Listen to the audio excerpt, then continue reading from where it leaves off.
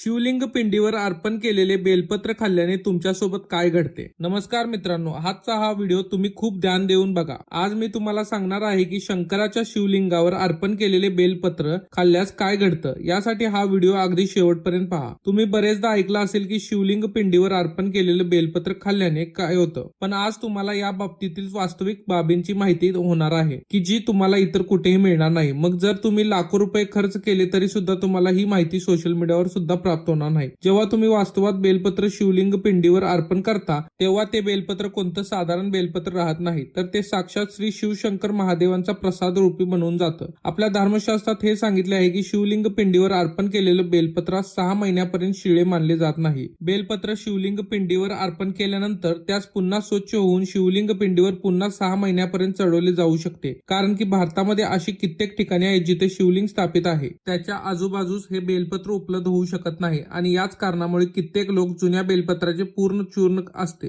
त्याचा वापर करून शिवशंकर महादेवाच्या पिंडीवर ते अर्पण करतात. हे असं विधान आहे. तर बेलपत्र शिवशंकर महादेवांना अर्पण करण्यामागे एक पौराणिक कथा आहे. जेव्हा समुद्र मंथन सुरू होते त्याच वेळी मंथनादरम्यान अमृतासोबत अजून काही वस्तूंची निर्मिती झाली होती. त्यापैकी एक विषाची निर्मिती झाली होती आणि हे विष पूर्णपणे सृष्टी चारी दिशात पसरू लागले होते आणि त्यामुळे पूर्ण जीवनसृष्टीला वाचवण्यासाठी श्री शिवशंकर महादेव यांनी या विषाला आपल्या कंठात धारण केले होते. त्यामुळे श्री महादेवांना तेव्हापासून श्री नीळकंठेश्वर असेही बोलले जाऊ लागलं. परंतु पुढे या विषाचा प्रभाव वाढल्यामुळे श्री शिवशंकर महादेवांच्या पूर्ण शरीराचे तापमान वाढू लागले. त्यांचा संताप होऊ लागला. त्याच्या परिणाम स्वरूप त्यांच्या आजूबाजूचे वातावरण त्या उष्णतेमुळे जळू लागले. उपस्थित महान देवदेवतांनी प्राचीन वेद ऋषीमुनीकडून सल्ला घेतला की श्री शिवशंकर महादेवांना या विषाचा प्रभावापासून कसे वाचवता येईल. तर त्यावेळी जे प्राचीन वेद सल्लागार होते त्यांनी असा सल्ला दिला की तुम्ही श्री महादेव भोलेनाथ यांना बेलपत्राचे सेवन करायला लावावे आणि श्री भोलेनाथ यांना तेथील उपस्थित देवदेवतांचे तात्काळ बेलपत्र भरवले आणि जलाने स्नान घातले. त्यानंतर श्री शिवशंकर महादेवांच्या शरीरामध्ये उत्पन्न झालेली जी गरमी होती ती हळूहळू शांत होऊ लागली आणि तेव्हापासून श्री शिवशंकर महादेवांना बेलपत्र अर्पण करण्याची परंपरा मानली गेली आहे. शिवलिंग बेलपिंडीवर श्री बेलपत्र अर्पण केल्यानंतर आपण एक तांब्यात शुद्ध पाणी अवश्य अर्पण केले पाहिजे. याने शंकरांना शीतलता मिळते आणि त्यांचा आशीर्वाद आपल्याला प्राप्त होतो. नेहमी लक्षात ठेवा की 3 पानांचे एकत्रित असलेले जे पत्र असतील तेच तुम्ही पिंडीवर अर्पण केले पाहिजे. त्याचा जो चिकना भाग असतो तोच भाग पिंडीवर स्पर्श करेल अशा स्थितीत बेलपत्र आपण अर्पण करावे. तुम्ही याही एका गोष्टीचा विशेष लक्ष ठेवायचं आहे की कधीही बेलपत्र फाटलेले पडलेले असे नसावे. बेलपत्र श्री शिवशंकर पिंडीवर तुम्ही अर्पण करायचे नाही, कारण यामागे एक कथा आहे. जेव्हा महादेव शिवशंकरांनी श्री गणरायाचे मस्तक धडापासून खंडित केले होते तेव्हापासून श्री भोलेनाथ यांनी संकल्प घेतला होता की कधीही कोणत्याही खंडित वस्तू मला चढवू नये आणि अर्पण करू नये आणि तेव्हापासून श्री महादेवांना कोणतीही खंडित वस्तू अर्पण केली जात नाही. मग जरी ते बेलपत्र असो किंवा अन्य कोणतेही फूल असो. शिवलिंग पिंडीवर तुम्ही दररोज एक बेलपत्र अर्पण करा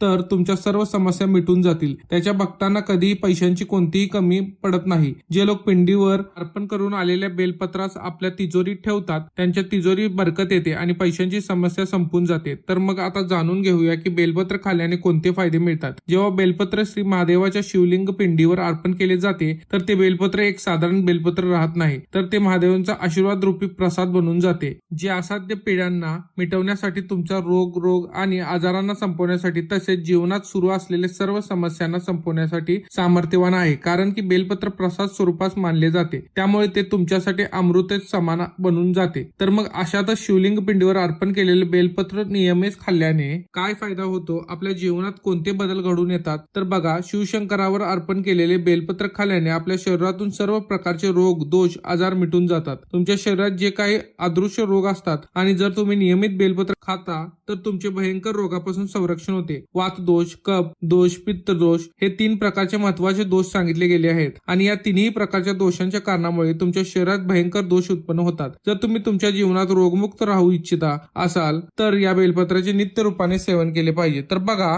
तुम्हाला इथे हे सांगू इच्छितो की कमीत कमी नित्यपणे, जास्त नव्हे पण महिन्यातून कमीत कमी 5 ते 10 वेळा तुम्ही श्री महादेवांच्या पिंडीवर अर्पण केले बेलपत्र तुम्हाला प्रसाद म्हणून ग्रहण कराल तर तुमच्या शरीरात गेलेले ते तामसिक घटक आहेत ते पूर्णपणे तुमच्या शरीरातून समाप्त होऊन जातात. तुम्ही कधी मांस, मटण, मच्छी, मदिरा, अन्न पदार्थ अशा प्रकारच्या गोष्टींचे सेवन केलेले आहे आणि आता असे वाटत असेल की तुम्ही पाप करून बसलात आणि तुम्ही या पापापासून मुक्त होऊ इच्छिता असाल तर तुम्हाला नित्यपणे या पत्राचे सेवन करणे अत्यंत आवश्यक आहे. त्याच्या सेवनाने तुमचे तुमचे शरीर हे शुद्ध होते. तुम्ही तुमच्या अशुद्ध शरीरास पूर्ण रूपात स्वस्थ बनवण्यासाठी शरीराच्या शुद्धीकरणासाठी पूर्णपणे संपन्न असलेले प्राप्त करता. यामुळे तुम्हाला स्वयंभू शिवशंकर महादेवांच्या आशीर्वादाने या प्रसाद रूपी बेलपत्र ग्रहण करणे अत्यंत आवश्यक आहे. जर आतापासून सुरुवात केली, रोज 2 बेलपत्र खा, सकाळी उपाशी पोटी आणि 1 रात्री झोपण्यापूर्वी. असे जर नियमितपणे खाल्लं तर हे तुमच्या शरीरात तामसिक गुणाला समाप्त करते. आणि धार्मिक शास्त्रीय व्हिडिओ पाहण्यासाठी आमच्या पेजला नक्की फॉलो करा. धन्यवाद.